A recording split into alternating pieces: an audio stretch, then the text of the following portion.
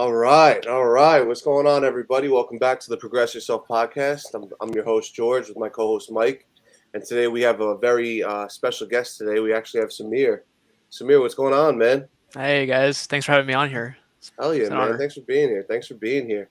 I know you got a lot of good stuff going on, so just excited to share that with the world today. But I guess let's start off with like, who are you and what do you do? Yeah, so I guess I am a data architect by trade. So I guess that just basically means that I do a bunch of techie, boring, nerdy stuff, and so that's my day job. And along with that, I've been investing in real estate for the last 2.5 years, and so that's kind of in parallel. So try to juggle both real estate and having a full-time W-2 job. Yeah, that's got to be a lot. How do you juggle that? Yeah, it's just a lot of time management and then behind the scenes stressing out about stuff that nobody sees. I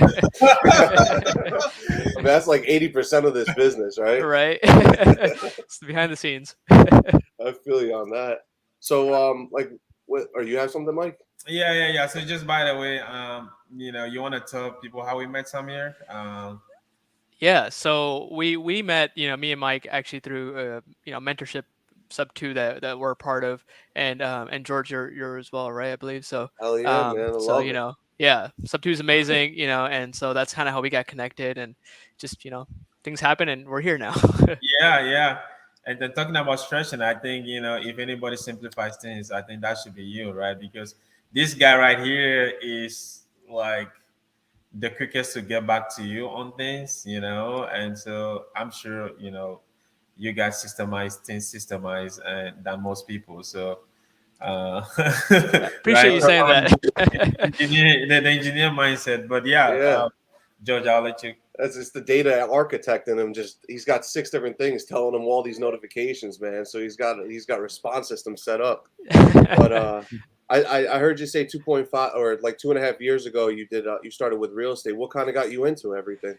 Yeah, so I'd been learning about real estate for a while and really about investing for a while, right? But start off with Rich Dad Poor Dad. That's kind of how I got started, even though it's Or not real estate specific.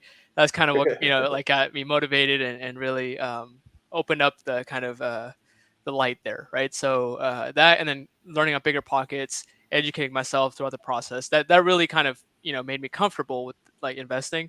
And then of course later into it I started actually getting involved and really got our first property and things like that. So I would say it's probably like a 5 year journey, I want to say, even though okay, we've been investing for 2.5 years. gotcha. So what were you doing like the first 2.5 years? So I was mostly into like stocks, Okay, yeah, and just like not like day trading, because I was always like learning from other people who always said it's not about trading, it's about long term wealth, right? And yeah, holding. So did quite well in the stock market, but it wasn't really for me, right? I knew that I wanted more like control, and I wanted to be able to have like determine my fate rather than let my fate be in somebody's hands on Wall Street, so I feel you Yeah. on that. so then, yeah, really, that's when I started to make a shift. I Okay. hear you on that. Well, one of the big things with me, just touching on stocks a little bit, was it mindset? What was one of the big things with like stocks that kind of like took you away from stocks? Was it mindset that kind of like pushed you back away from it, or what Yeah, was so it that kind of pulled you out of stocks? yeah, I think it's one of those that what got me into stocks was like the easy access, right? Like it's so easy to create a account on Robinhood or whatever platform you use and just start trading, right, or start buying and selling. Um, so that's what got me into it. But then and what got me out of it is just seeing the people who like were in it and had no control over their fate, right? Like they Yeah, were just kind of setting and forgetting it, or just actively needed to watch the computer all day long and hope and pray yeah, that something right. happened, right? Yeah, it's all it is, right? And so like people are literally like watching the counters and like, okay, I need to I sell know now and that, put that was me, so that's why I'm like, that's why I was like, let me talk on this for a second. But right. but I saw that like yeah, it had a lot to do with mindset too. Why I was not exactly too hot in the stock market, but I did my fair share, but enough about that. But all right, cool, man, cool. So um, let's talk about your first deal too. So like, where did you find your first Yeah. deal? What By did the your way, first deal look like? before then, I want to know how he got into the whole like real estate. When did you make that shift into real estate? Why? How? When? what's made, when did things click, and when did you decide to put your whole energy into it, because I think being an engineer, most engineers, uh, or people that have, like a job going on, it's a little bit risky for them to, take on, bigger risk with real estate, bigger, dollar amounts. Some people feel like it is too high for them, or like it's just too risky for them, but you are now, doing this, most of your time, and, engaging with people, and actually, underwriting deals and doing deals. So when was that mindset shift? How, was it somebody that told you about it? Was it a conference that you went to? I know a lot of people, through a conference. So how was that like for you? Yeah, and that's a great question. I think it is a mindset shift, first of all, like, and I just remember, that first deal, and when you wire over the money for the first time, like just seeing your bank account, just, like, wow, yeah, that really hits hard, right? And you're like, Yeah. no matter how much you prepared and really learned, you're like, seeing that dollar amount go out really sets in. But what really shifted for me is when I discovered the difference between rich and wealthy, Okay. right? And Wow. the whole time I was like, okay, how do I make money? How do I, get rich? Frankly, right? I want to make more money, Yeah. and that, like, stocks allowed me to do that, but it wasn't a wealth building machine for me, right? And then when I Mm, started learning how, like, wealthy people do it and building true wealth, and I realized, okay, real estate, right? It's cash flow. It's really about long term appreciation, loan pay down, depreciation, all these benefits that I get, in real estate. So learning about all aspects of real estate, I would say, kind of helped me make that shift and that mindset, change to kind of go into real estate. Got it. Got it. Got it. Was there any particular book that you read that, was, a game changer for you, so the listeners, could also, maybe check something out in that regards? Yeah, I mean, for me, like, the one that got me started was, Rich Dad Poor Dad, but then other Okay. books specifically on real estate, when I read, like, Crushing It in Apartments by Brian Murray, that one kind of really, I read it later actually, and it really kind of changed my reference on thinking about money, thinking about, how to invest at a bigger level, Yeah. right? Because the entry books are great, right? Like the bigger pockets ones on just like property investing and managing, and those are awesome for starting out. But then when you go on to get to the next level and, like, think about it how other people are thinking about it, some of the bigger stuff, that book really helped me Okay. elevate. I will check it out. I haven't read it, so I yeah, know, I've never read it. Gary Vee started in the Crushing It, a book series. So I don't know if that's under the same umbrella. Is that under the Gary Vee, No, books? I don't think it's Gary Vee. It's Brian Murray. He's Okay. partners with Brandon Turner now, but he's Okay. really big into, like, the commercial real estate kind of space. Yeah. And he talks specifically about just, like, commercial, bigger multifamily, right? Okay. And so that's what the book's kind of geared towards. Got it. But in the beginning chapters, he talks a little bit about just, like, money and how money works. Hmm. And that really, it wasn't even about, apartments or multifamily, but it just about compounding effects of money and how to really think about money, Yeah. you know? Gotcha. Interesting. Yeah. So how did you think of money prior to reading the book, and how do you feel about money now? What kind of changed? What progressed there? Yeah, so, I come from a mindset, and this is probably a limiting belief. This is like, in our culture, at least, saving is a big thing, right? We're not big spenders. We're, first generation immigrants. My parents coming to this country, we didn't Don't buy like that. anything. You know what I mean? Like, we Yeah. just bought stuff that we needed, and Hmm. it wasn't like we were, deprived or anything like that. We had a good, like, childhood, and, we had what we needed and everything, but we didn't go and splurge on unnecessary things that, other folks might, right? Yeah. What is the American way, if you will. Right? So we didn't do that, and so I always was under the mindset of, like, hoarding money almost, of like, oh, we Yeah. don't need to spend anything. We just need to save, save, save.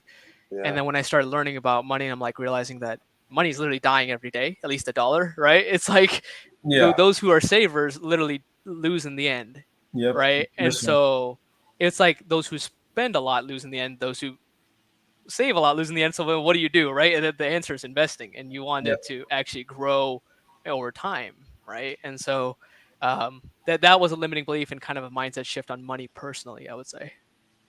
Gotcha. No, that makes a ton of sense. Cool. Do you do anything else with your money? Like, do you do lending now or anything like that? Now that you know that, or Yeah, 100%. So it's funny because we just had a recent downward turn in the stock market, right? Like over the hmm last month or month and a half, and we actually pulled out the money out of my 401ks and IRAs before that actually. So I'm not a market predictor. We just got nice? lucky, you know. I'm Okay, stuck okay. in it. Oh boy, you're lucky, so lucky. I'm so lucky that way. Yeah, I Yeah, wish I had this Yeah. podcast 4 months ago, man. so I started going down the rabbit hole of like converting it to like a self-directed IRA, so then we can lend out money, and you know what I mean, as I learn more about private money lending and Yeah, things like that. So yes, to answer your question, we're lending out money now, and we have more control over that, right? Like we're in more control of our retirement at this point. I'm not putting my hands in some 401k manager or anything of the stock market, Yeah, right? Like yeah, now we get to control our fate. So it is a little bit more of a pressure, and you know what I mean. It's not for everyone, but at the yeah, same time, it gives you a different level of comfort as well. yeah. yeah. That's real interesting. So, are you 100% out of the stock market now? Is that what I'm hearing, or No, so I still have like my Roth IRA there, and it's not honestly it's not big enough for me to move, and I don't need the money right now. So I'm yeah? like, there's no point. I would Yeah, why pay not? more to move it than just leaving it in place. You know what I mean? And That so I makes have sense. some money in the market, and I have like my shares at Amazon, but I don't invest personally out of my pocket into the market, if you will. Got it. Gotcha. Yeah. Okay. No, that's pretty So cool. I know you mentioned. I feel like we have a lot of things to talk about here. So I know you mentioned you had your job. So by the way, you still working on your job, right? Yeah. As you okay. So hmm I think that's usually a smart way, to go about things. So you have the best of both worlds. Um, so how do you find the balance between what you're doing at your current work right now as an engineer, right? And then doing real estate investing.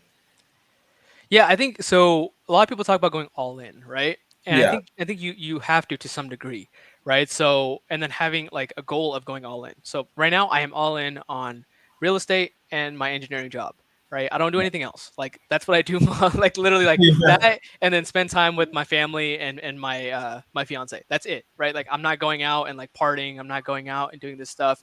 You know what I mean? Like I went all in on those three things, right? And Yeah. I think Yep. that allows me to. I'm like, people say that, oh, there's not enough time in the day. How do you balance everything? I'm like, just be intentional on what you want to do, right? And just focus on that. So if I say, let's say, I work, a lot of hours, but let's say, you work like, 12-hour days, right? Mhm. Which is most common for most entrepreneurs, right? I would say, if not more. So Oh if yeah. yeah, Oh, yeah. Oh, yeah. I was sleeping box right now. right. So if I put like 6 hours towards engineering, six Yeah. hours towards real estate, right? I can do it. That's enough time. Or if I put, 5 hours towards engineering, 5 hours to real estate, two Yeah. hours to family, that's a healthy balance, Of right? course. Of And then you course. can still get a good amount of sleep and do other things to take care of yourself. So I'm like, it's really just about being intentional with your time, Correct. right? Correct. And Correct. so I tend to time block a lot. I say like my engineering stuff, I shift it towards the morning because that's when I'm the most productive. And then, you know what I mean? And then in the afternoon, I put my real estate stuff, Yeah. right? So, Mike, if you notice, I tend to get back to you in the afternoon more. Yeah, yeah, yeah, yeah. By the way, what Sammy is saying is that we're working on, projects. Obviously we underwriting deals. Hopefully, one of them is a winner soon here. It's a process, and Sammy, I think you are good to get back on time, and then you're also one of the best underwriters that I've seen. You look at all the scenarios and making sure it is risk averse, as possible, and that we come out on top. So, if I would like to chip in. If you got a great deal, and you want somebody to take a look at or a great partner to have, I will vouch for you. I think, all in all, you are, an easy person to work with. So, anyways, Thank you. Thank you. you're welcome. With that being said, so, I think from what I'm getting is no excuses, right? Because someone will say, "Well, I have my, day job, and so I couldn't actually do this." People Yeah, always it's tough. tell themselves, these stories, but you are able to combine both and still doing them, enjoying both of them at the same time. Because I've seen you, like networking, like engaging with people, and then also at the same time, making time for family. So engineer, real estate, and a family. So you are having that try and kind of mixing it really well, and still having fun doing it, right? Yeah, 100%. And like Pace talks about, just like work life balance, Yeah. and there is none of that. You just everything mixes, right? Like you start doing things like your family kind of blends in, and your life kind of just all blends together, right? Yep. So I think it's important to just be intentional and then make sure that other people around you are on the same page, right? Got it. I Did think we lose? George, I think we lost George. Okay, so we're just gonna continue. I think it's gonna pop in right here. What did you say on? Oh, okay, okay, all right, all right. So I know you work on some project as a GP, right? Yeah, as a And GP and LP. okay, as a GP and LP. So which one was your first deal? Was it when you were the GP or LP? It's funny actually. So I started even before that in just single family and small multifamily, Okay, right? okay, So yeah, before we went into like the multifamily GP LP kind of roles, yeah, single family buy and hold real estate, right? Like that's what okay, our core focus was, and small multifamily. So that's kind of how we got started, and it was no regrets. It's been awesome, right? We still own a lot of properties that way, just okay. fully owned, right? But then I kind of wanted to, I knew I wanted to transition to multifamily eventually. Mhm. Yeah, And I think that's usually the transition for most real estate investors. Yeah. right, exactly, right. So everyone says go bigger sooner, and there's some truth to that. Um, but I knew that, and so like got involved as an LP first, actually, Mhm. and to see how other people were looking at deals, seeing how successful operators were presenting themselves, and really just how they worked, right? And learn from there. And then now we're becoming a GP and doing more deals ourselves. Yeah, You know what I mean? And of course, we always like to partner and collaborate. So that's yeah. kind of the roles and the how we've shifted over time. Okay. So before we get into like the whole GPLP, which we're gonna elaborate on because some people might not understand, what that means. Let's baby step it. Let's start from when you started, your first real estate deal, because I think what we're trying to do first is have a better understanding of you as a person, how you made the transition into from being an engineer to now being an engineer at the same time, also doing real estate investing, and how you're creating financial freedom for yourself in the process, and also time management at the same time, right? Experiencing that freedom now, slowly expanding that freedom, and then also being able to have more time with your family. And I'm sure you do this investing, real estate investing with your family, right? 100%. So you're able to spend more time together, or being able to like build something together, which I think is awesome. um when was your first deal? What was it? How was it? How was your feeling about it? How did it turn out? Yeah, so our first deal was actually out of state, and all of our properties are out of state. So I live in Okay. Northern Virginia, which Okay. tends to be a higher price market, like many other Really? markets across the U.S. right now. Okay. Okay. Yeah, Okay. and so average home price is like 600,000 700,000. It's difficult to get things to cash flow here, right? Yeah. And so I knew I needed to go out of state, and that's what I wanted. Cash flow was my strategy. So we invested first in Oklahoma City, right? Okay. And the way I did that is first, finding. There you are, George. Oh, he's back. Dude, technical difficulties are exciting. Yeah. By the way, just to catch you up, Samir's talking about his first deal, how he got into it and the process. So yeah, Samir, continue. Yeah, My bad. so it was in Oklahoma City, and we were out of state. Found the team actually on Bigger Pockets, and they were doing more like turnkey operations, right, where they had a property, fixed it up, and found managed the property, and they're just a very easier solution for an out of state investor who's just getting started. Yeah. So that's how we started. It was we paid at market value, to be honest. It wasn't like an amazing deal, but it was a base hit, right? We got on to first base, right? Yeah. And Yeah. So you so, win games. Those that's win it. You championships. just Yep. Yep. consistent Yep. singles and doubles, right? That's it. And so so we got on base, and it was cash flowing. It was great, and my goal really was to A, get started, and then B, is to not create a second job for myself, right? Being a full-time W-2, I'm like, I need to make sure that I'm not creating a second job that's going to take me away or make me spend more time. You know what I mean? Yeah. And I know that there's no truly passive. However, I had the expectation I knew I'm gonna have to do some work, but I don't want to be doing 3 hours of work a day for this. Yeah. You know what I mean? Like, so that's kind of how I wanted to invest. So that's how we got started. And actually, recently we sold that property. So we went full cycle on it. Had an awesome tenant. Nothing broke in the 2 years, which is, rare. He, so, Oh, tenants.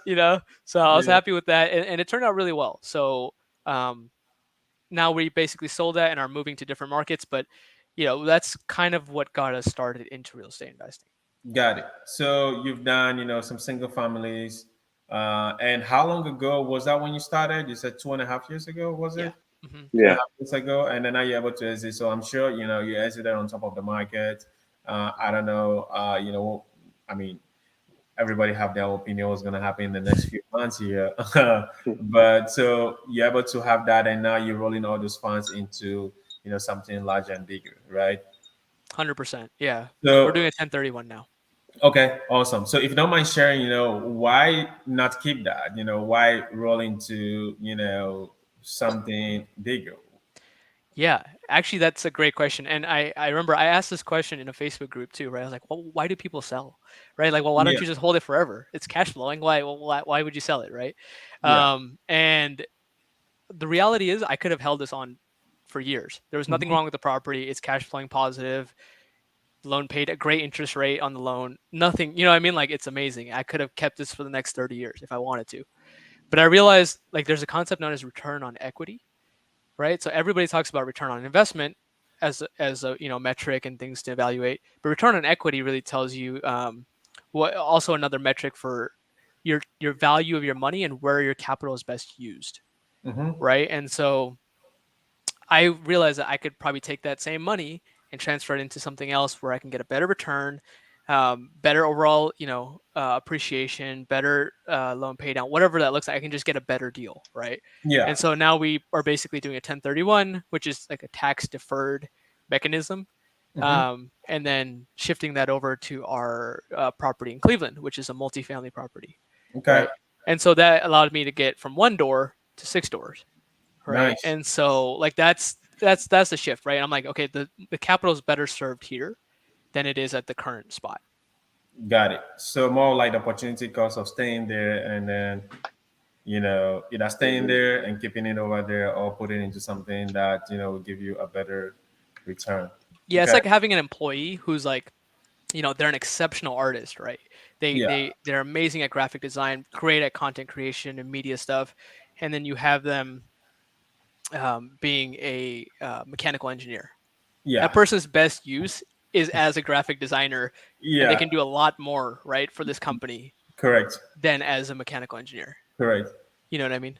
Yep. So you want to maximize your resources, and I'm sure managing a bigger unit. I mean, which you can get into. So can you give us? I don't want to jump the gun. Can you give us some advantage of having a single family like the one that you had? Obviously, that's a good way to start. And I think it's reasonable for somebody who is trying to get their feet wet to move into like start something small, like just get started, work on a project. And then after that you build confidence to be able to go do like the bigger ones, or maybe you're lucky enough to find someone who is already doing bigger deals and then you just partner with them, and so that way you can learn along the way. um, what are the main advantages that you see from now that you've had experience with multifamily compared to single family? Yeah, and I would say that you're right. There are pros and cons to both, and there's Mhm. no wrong answer. I just want to preface this, right? That there's no, Yeah, there's, it's not I'm like, sure you get some comments. yeah, because a lot of like people in the multifamily space look down on people in the single family space, and then vice versa or whatever, right? So I'm like, there's nothing like that. It's ways to make money in both. So I would say in single family, one of the huge advantages I would say is that there's an easier barrier of entry, right? Hmm. There are more common transactions. There's many more transactions in the residential space, Correct. right? And also with that, there's an easier exit, right? Like there's more demand for a 3 bedroom, two house home than it is a 20 unit apartment building, right? At least in the people that are willing and able to buy it. You know what I Yeah. mean? So if you put it on Okay. the market tomorrow, there's a higher chance you sell that quickly, Real estate Yeah. transactions on Mm, the residential side really take about, between maybe 15 and 40 days, I would say, right somewhere along there. Hmm. And but commercial and multifamily or bigger, apartments, they can take upwards of 90, 120 days, Hmm. right? So it's like no, and it's a longer process, more due diligence, Yep. more More of money, I guess. more money, more moving parts, right? And so Yep. if you're not familiar with the moving parts or how a transaction, processes, it might seem overwhelming. It's You can do it. Don't get me wrong. You know what I mean? You'll learn a Yeah. lot throughout the process. However, in the residential space, there's a little bit more hand holding. There's it's a smoother process, I would say, because more people are mhm, familiar with it too, right? So Hmm. it's like, it's one of those where there's quicker, and this one is just longer, right? Yeah. Multifamily, I would say advantages are you have more doors under one roof. I feel like that's a huge advantage, right? Managing 100 single family homes versus 100 unit building is very different, Yeah. right? yeah. So, You're so probably having 100 closings. 100 closes, 100 roofs, 100 HVACs, 100, you know Oh, what I mean? Like Tony. you have Yeah. 100 pieces of everything, mail. Oh, Yeah. yeah. you know what I mean? And Yeah. so it's people are successful at it, don't get me wrong, but it is just more overhead and management in that way. Whereas a 100 unit is not easy by any means, right? But it is all under one roof. It is easier in that sense of like mechanical systems and, bigger kind of things to take care of. So Okay. so that is one advantage of that. Okay. Sounds good. So, it seems like now you made a transition. Do you see yourself doing, you know, some single families along the way as you work on the multifamilies, or you're strictly like multifamily at this point right now? Yeah, we definitely prefer multifamily, right? And if it's a Okay. single family that makes sense and it's an amazing deal, hey, a Yeah. good deal is a good deal, right? So, Yeah. so that's still like Okay. the real estate investor, being like you can't pass up a good deal, right? So, Okay. yes, it's still open to it, but more, I would say like 80-20, right? Okay. 80% is on Yeah. multifamily and bigger, and then 20% is on the single family. Got it. So you said your first deal multifamily is 6 units, right? Like a six plus. So actually, our first unit, or this is one is the first that we're being like the operator and we are Mhm. managing. Yeah. But we've invested as an LP in other deals. So it's not my Okay. first multifamily, but our first, I guess, GP, if you will. Got it. Got it. Yeah. Can you briefly talk about the other ones that you've done or you've got under the belt? Just give as much as only you want to. That's fine. Sure. Yeah. So like in the syndication space, right? That's like the bigger apartment buildings. The ones you Yeah. see that are like, 60, 70 unit plus, like bigger stuff. Hmm. And what happens is generally you need, to raise capital because most people don't have about $10 million to take things Oh down yeah. like that, Yeah. right? Yeah. Yeah. Who Yeah. Some doesn't have people that? do. Some people do. Hey, George, Yeah. can you get us some 10 million? I Yeah, wish. hit up your boy We'll George. find it. So what they do is they raise funds, right? And so you have a GP team who finds the deal, who manages the deal, Yeah. does like the overview of the project, right? And manages everything. And then you have the LP side, which is your limited partners. And what they are is they just essentially put capital, and they're only limited to their risk of the capital, Yeah. right? Mhm. And so what they basically is like you have splits, and essentially you're in a partnership at that point, right? You're just in a bigger partnership. So imagine if there's like a giant pie and you're just slicing up the pie between how much you contribute money wise, Hmm. right? And so LPs are very passive role, but again, you still have to do your due diligence and make sure the operator is legit, the deal checks out, the market checks out, everything checks out, right? Like there's still work involved. Don't get me wrong, but GPs have definitely more of the active role, and LPs are more of the passive role, right? So that's kind of the over like 10,000 foot overview of the two. Okay. Okay. And when was those deals that you've done, and um how are things going on with them right now? Because it seems like you've moved on from like a smaller one then to 6 units, and then now you're involved in these bigger projects. Yeah. So actually, I've been educating myself on the multifamily space for a Mhm. while, um, and really this year decided to get really active and connect with people and really just do Yeah, yeah, things yeah, right. yeah. So it's overcoming that almost like barrier, your mental barrier, whatever comfort level, whatever you want to call it, right? And so we invested in our LP deals this year, right? And my goal Nice. this year was to do 2 LP deals and then 3 JV deals, Yeah. right? And so for anybody that doesn't know, JV is joint venture, right? And Correct. that's a little bit different of a structure than an LP GP kind of syndication. So that was my goal this year, and they've been going pretty well. We're in good markets and growing areas. So it's definitely a lot of due diligence that went into it, even as an LP, Yeah. right? Like I tend to underwrite deals, and I look at deals. I'm very like going through with the fine tooth comb, and Yeah. and Yeah. and Yeah. and Yeah. and Yeah. some GPs don't like that, right? Because they just like, hey, just give me the money, kind of, right? Yeah, yeah, yeah. Right. So But you're an educated investor. I mean, you know how to underwrite deals. So, they should probably put you as a GP because you know your numbers.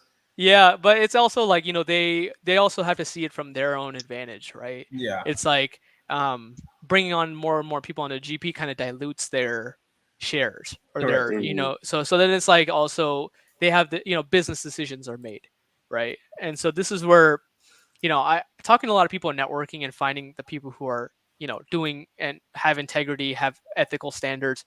I feel like that's really important. So, and I Correct. look at multifamily, I look at first who's the operator, Mm-hmm. right? Then the market, then the deal, right? Because a great deal with a terrible operator Yep. Yep. is going nowhere. Falls You know what I mean? apart. Exactly, falls apart. You're Yep. gonna have a bunch of mess. You know what I mean? But an okay deal with an amazing operator can be a great deal, Okay. So you say right? So you look true. at operator first and then the deal, and then what next? No, it's operator, then Market. market, then deal. Okay. Now, talking about market, which markets are you primarily in right now?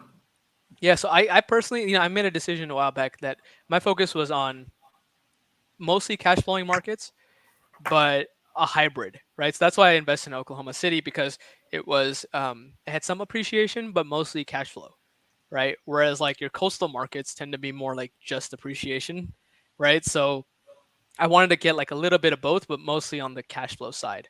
So we like, Ohio markets, Cleveland, we like Memphis a lot. We like Oklahoma City. Houston's an amazing market. Yeah. North Carolina, so exactly represent. Yeah. So it's also like, understanding where migration patterns are, right? Like where are people going, right? I think that's a big piece of it. Where are Hmm. jobs going? Where's their demand? Because at Yeah. the end of the day, you want to go where the tide is going to be going. Yeah. You're right. You don't want Yeah. to be going where there's going to be shallow water pretty soon. Yeah. Yeah. Yep. So I think you and I talked earlier, and doing something in Cleveland. Do you have any deal in Cleveland? Yeah, that's actually the 6 unit right now that we're going to be Okay. closing on hopefully this week. Okay. Yeah, that's the one in Cleveland. Fingers crossed, Yeah. baby. Yeah, Yeah. right. Thank Please. you. Okay. And why Cleveland? Because I know some people that invest in Cleveland, but I want to know from your perspective, why Cleveland? Cleveland, Ohio. So I one of the things I look for, and one of the things that an older investor told me going before, was that um, watch out for markets that have a one trick pony, meaning Okay. like there's only a one type of industry or one employer, Yeah. right? Because as soon as those employers or those industries suffer, that whole area suffers, right? Mm. So I like Cleveland and I like Houston actually for the very reason that it's a diverse economy, Okay. right? A lot of Mm. job sectors, a lot of different diverse people and diverse cultures, diverse employment, diverse industry, right? I feel like that is one of the biggest things that people ignore. And, I think Texas is amazing, but Houston and San Antonio are my two favorite cities in that state for that reason. How about Austin? Austin's great for some people, but it's too expensive for me. Yeah, yeah, yeah, yeah, Right, yeah. but like I like Houston more than I like Dallas for that reason though. Okay, okay. You No, know? I love Houston. I think if you get outside of the more expensive areas, you can find some really good stuff. I mean, there isn't even so much stuff you can find now too. But San Antonio is great to as well, and anything in between, Austin, San Antonio, and Austin, Houston, you'll find some great stuff on, in there too. So, okay. Yeah, 100%. Yeah, so good to know. I mean, I'm the right city. Yeah, you are. Yeah, actually, talking about that, I have a few deals for us to take a look at. So I'll be able to do that off camera here. Love it. um okay, sounds good. So what does things look like for you, moving forward? What are some goals that you do have, um that you want to crash? And I believe in putting things out there, because you just never know who's going to watch, and you just never know who want to reach out to be able to see how they can like collaborate. How does the future look for you? What are things that you're looking towards? Do you have any like goals specific that you want to crash? Yeah, for sure. So the rest of this year, I've done my two LP deals this year. I want to do three JV deals. That's my goal. One of the JV deals is going to be the Cleveland one. So two other JV deals is my goal for this year, right? And what that means and what that looks like is I'm always looking for awesome partners. People who are like minded, who have a long term view, and who want Yeah, to build wealth, right? For generations and really do big things and impact the world. So that always looking for partners first. Then deals and capital, right? So yeah, it's Who those are not always the how, three right? things. 100%, 100%. So if you're in that boat and want to connect, I'm always I love to connect.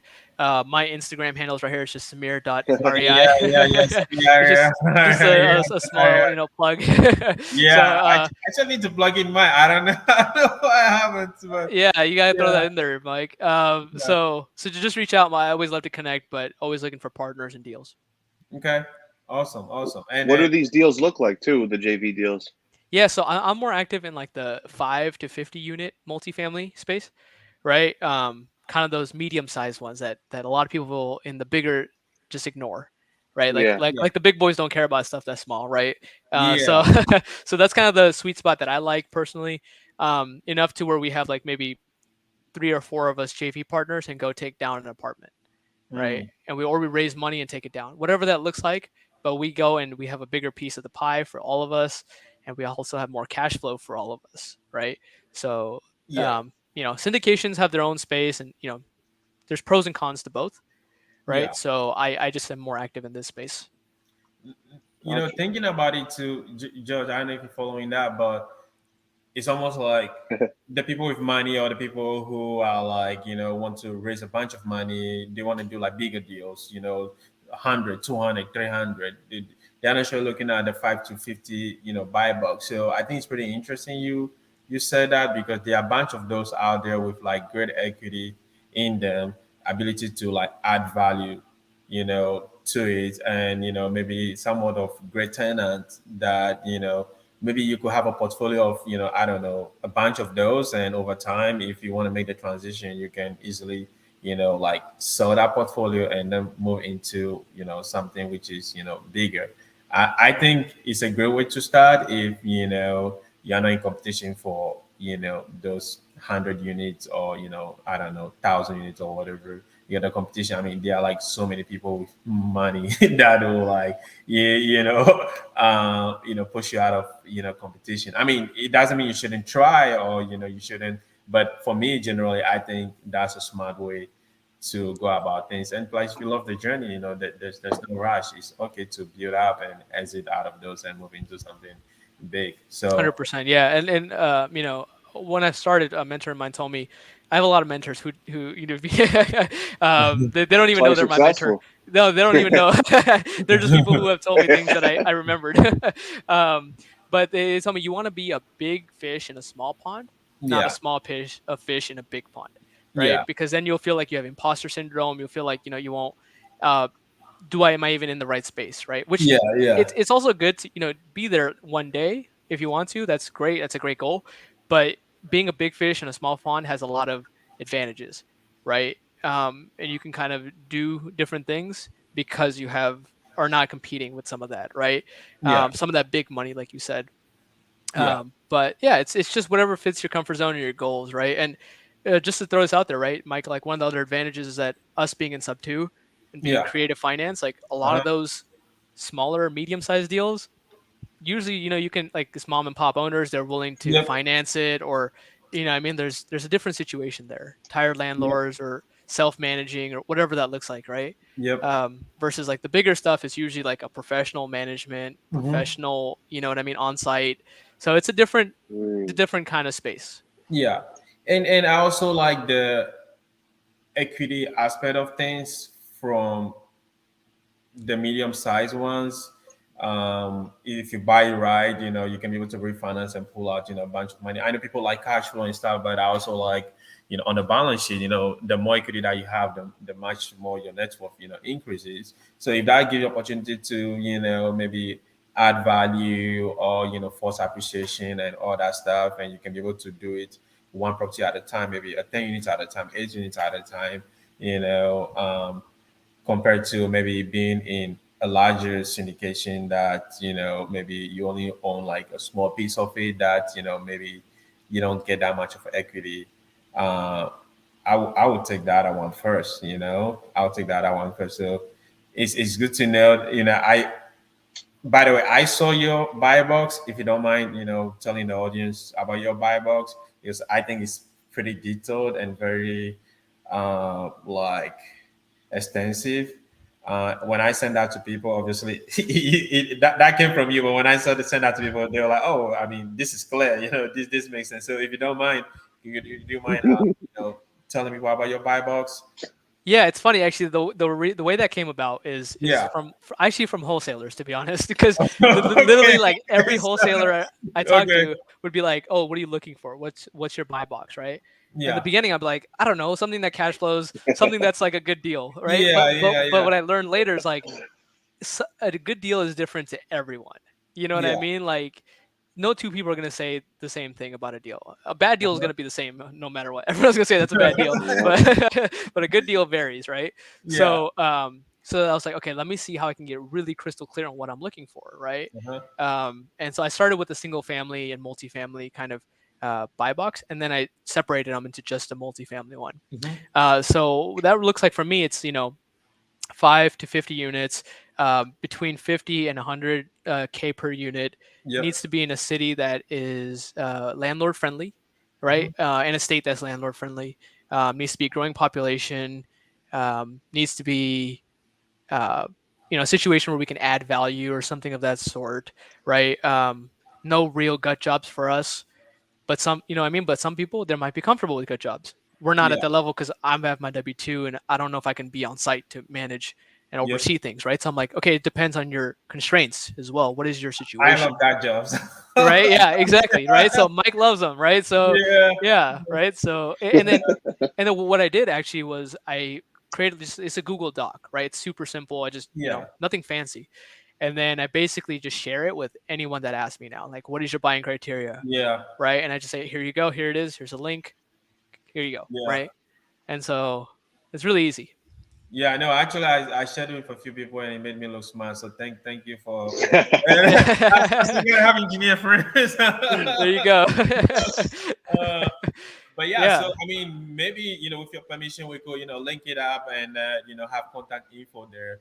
So if somebody want to connect and maybe they have deals or access to deals, it will be easy for them to know. Okay, this is the criteria. This is what this is what I'm looking for. And by the 100%. way, I'm always looking for deals. I'm sure George is looking for deals, and Samir, you're looking for deals as well. So if it matches that criteria, basically why not?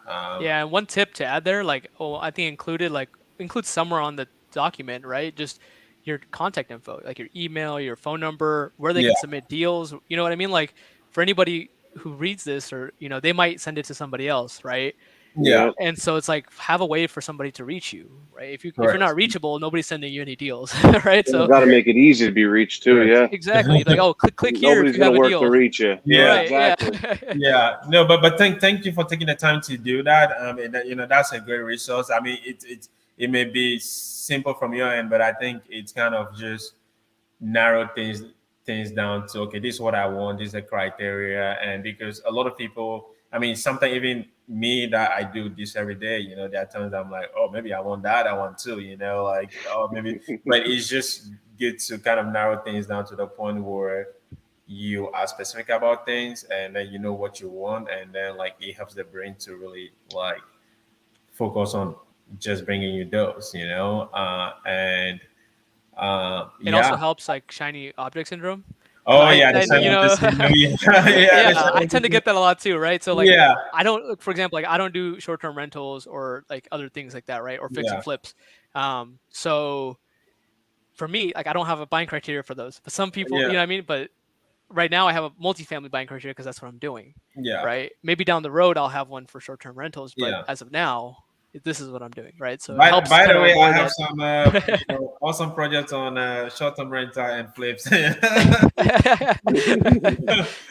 Nice Yeah, so segue. one thing that I've learned personally is this: the ones that you know I'm not great at, I rather partner with people and then focus on the one that I'm great at, and just be like awesome and like just get laser focused and put in my 1,000 hours, and then get like super great at it, And so let's say, for multifamily, if you bring me 500 units, or I mean, I'm not, experienced at it, right? So I rather partner with somebody that is,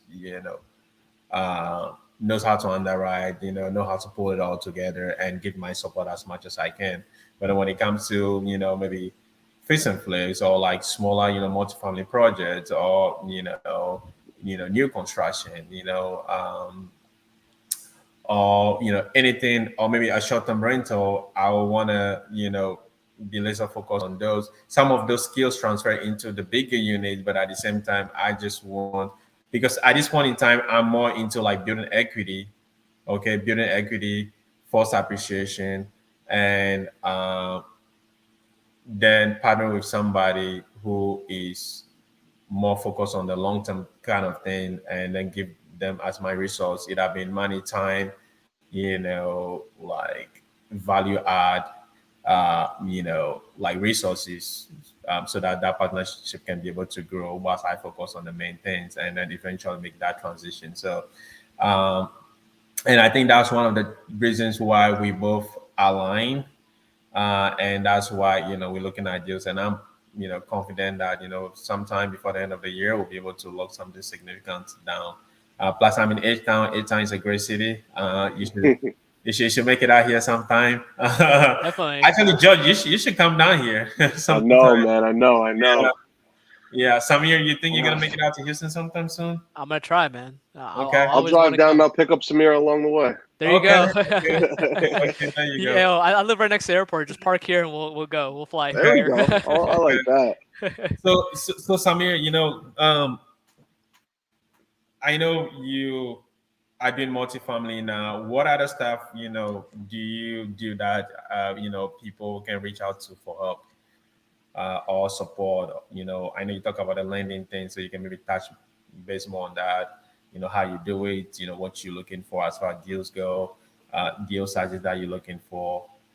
Yeah, 100%. So, on the lending side, we like to be somewhere in the realm of, 50 to 150K for now. Okay. If we need, we can bring in other capital and make things happen. But that's just kind of where we are right now. We like shorter term holds. I would say, like less than 30 days. Okay.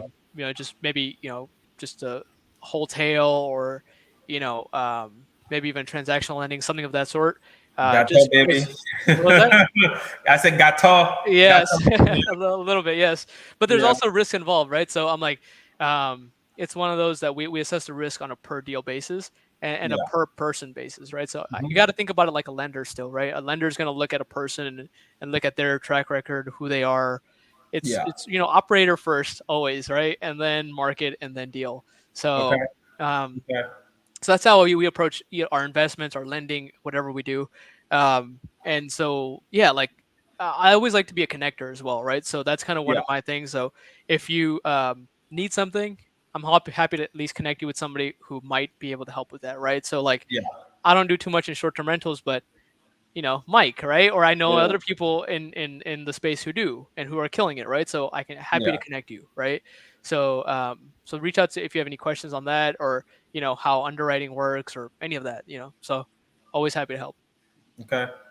George, I'll let take over from here.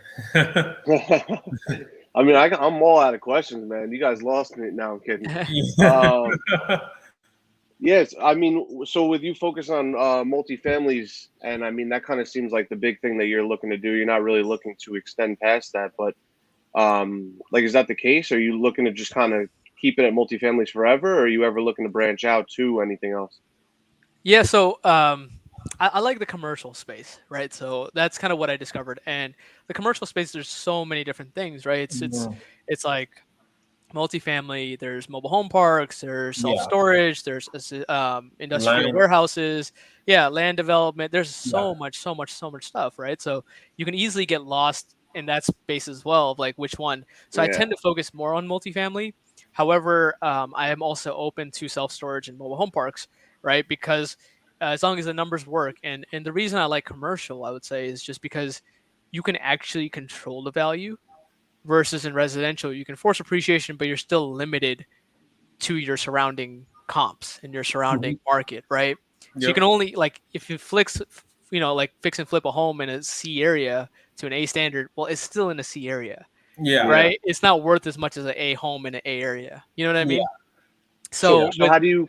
Okay, you can go. My no, bad. no, no, go ahead, go ahead. I was gonna say, how do you control the value a little bit better, like when it comes to like those types of properties? Yeah, so with commercial, and when I say commercial, it's like 5 units and plus, because that's how lenders define commercial. Hmm. um, they evaluate it based off of the NOI, which is the net operating income. And so it's treated more like a business, right? A business is evaluated. How is a business evaluated, right? It's income minus your expenses and then what Yep. you're left with, right? So a business that can all of a sudden produce more income or cut down on their expenses has a higher value, right? Hmm. So that's how multifamily, or that's how commercial real estate is evaluated. So when people say value add, really what they're talking about is a increasing the income through rents or other income or whatever, or decreasing the expenses. Yeah. At the end of the day, it's all about having that NOI be higher, because then your value of your property is higher, right? So if you can do that and come in and, let's say it's mismanaged or whatever, increase rents, all of a sudden now your property that you bought, at, let's say, 500,000 is worth maybe 700,000, right? You Hmm. have a $200,000 equity gain in there, right? Yeah, Just in the valuation by coming in and doing a few things, yeah, right? Whereas like in single family or in the residential space, that's possible, but you have to get it at a much steeper discount, right? You almost have Yeah. to buy distressed, like falling apart properties in order yep, to kind of get to yep, the market level, yep. right? So it's a different game, and it's really it's understanding that how the valuation process works. Hmm. And people tend to have confusing terms in commercial. They're like cap rate and like all these things that tend to confuse people, but it's not that complicated, right? It's Yeah, just Yeah. income, expenses, and then overall what is the valuation, Gotcha. right? got it. Well, it seemed like this could be a whole another episode. So, Sam, would you be open to a session where we break down a deal and then we get to talk about it, so that way, for somebody who wants to get into the nitty gritty of things, they see how you underwrite things and like have a like a follow to how everything kind of works out systematically. So we can open up a deal, talk about it, the pros and cons, why this deal, the location, the numbers in terms of the cap rate, why it's a good buy or why you shouldn't even touch it, why you should even run away from it. Uh, would you be open to something like that? 100%. Yeah, let's do it. Okay, That sounds awesome. awesome, awesome. So, Georgia, let's try to schedule something down the line. It seems like we're running out of time over here. It's a Saturday morning. Yeah, we gotta enjoy our Some Saturday. have been gracious to spend family time with us. But it's always great to connect with you to be able to learn. I've learned a lot. Just from this alone. I know you and I talk from time to time, but just this session alone, I've learned a lot, and especially even for George, that. Oh yeah. Yeah, George is getting his feet wet in the game, and Yeah. just consuming as much as possible, at a time.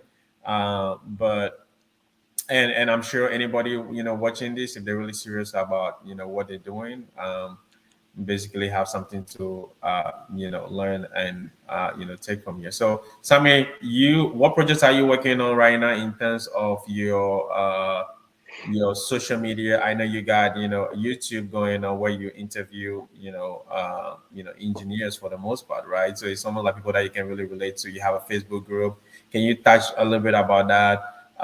And then also, your Instagram, what is going on there? And then, do you have your downloads on, like a podcast Yeah. So, you and also know, your Facebook? Yeah. right. So, in the first two years of my real estate journey, I didn't tell anybody I was investing, right? Like Yeah. the only people that knew were my parents. That's it. And then other Okay. people, who were like the property manager or realtors, that's it. Yeah. Right. Yeah. So I Yeah. didn't tell anybody. And so and also my social media game wasn't, like the strongest. I Yeah, was, but now it's getting late. So. yeah. So Yeah. really, just making it more of a part to really share our journey and really, Yep. document more. And Mhm. so it almost like it just feels good to showcase other people. Like Mike, you came on last week to the podcast. That was amazing, Appreciate right? it. So thank Yep. you.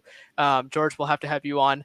And Yeah, so I appreciate that. and it's not even just like engineers for me, right? It's I did relate more to engineers because that's my background, Yep. but it's people who are like engineer minded, right? Who do their due diligence, who are problem solvers, people who are just like doing things and kind of like maybe analytical in some senses, right? People who basically cross their T's and dot their I's, right? Yeah. That's who I'm looking for, Yeah. right? So basically that's and wanted to really showcase other people. That was my goal, and one of my bigger goals. I realized that my why has always been around me or my goals, my financial freedom, my Mhm. parents financial freedom, but one of my other goals is to help 1,000 other people achieve financial freedom, right? And so Mm. that's what really started to drive me to create that Facebook group, to do the podcast. It was something outside of me, a why that was, helping others. It was really the goal of that and what drove the creation of that and everything I do there. Oh yeah, Mm. I Nice, love nice, that. nice. Yeah. Yeah. And I think when you make it about, other people and not only you, obviously you have to be able to, take care of yourself first. But once you expand it beyond that, and it really becomes a bigger goal, and that even pushes you more because you want to be able to not disappoint those people. You want to show up for them. You want to be able to really, it's more pushing than just being making it about you, right? And so and also documenting the journey. I think for most people, I mean, I took about almost maybe 6 months off of social media, and even Facebook. I wasn't active over there, but once you start realizing the beauty in documenting the journey and connecting with like-minded people, and then also you never know who's going to reach out for help, or who you're gonna collaborate with. It makes it, especially if you enjoy it, it makes you really like more of a fun process, being able to like show every step of the way. And I see you doing that, and that also motivates me to like do my hands, what we're doing here. So um I think it's very inspiring, and there's nothing more beautiful than being able to express your passion and something that you love. So, keep doing it. If people want to check out, your stuff, they can, reach out to your YouTube, right? And then Facebook. You can give out the handles out. Uh, yeah, I'll let you take over from here. And 100%. Yeah. If you guys have like show notes or something, we can just maybe link it. yeah, Yeah, But yeah, definitely. Instagram, our podcast is on YouTube for right now. We're just kind of, breaking grounds. We're not, super pros or cutting, like, editing or yeah, anything like that. We're yeah, just What do you kind of think like, we are over here? yeah, we're just making it happen. That's We're what all it in the is. same boat. Yeah, a lot of people overthink. They're like, oh my god, what software do I need to use? What transitions? Like, just start creating. yeah, So Yeah. so that's kind of what we're doing, right? So yeah. yeah, By the way, something we'll that I just learned, I saw that your lighting is better than the 12 class. So I'm like, I wrote it down. I'm like, I need to get a lighting. dude, I don't have Like, any light. I don't have oh any light. really? This is I have a window right here. That's That's it. natural light, Oh, It's baby. just natural light.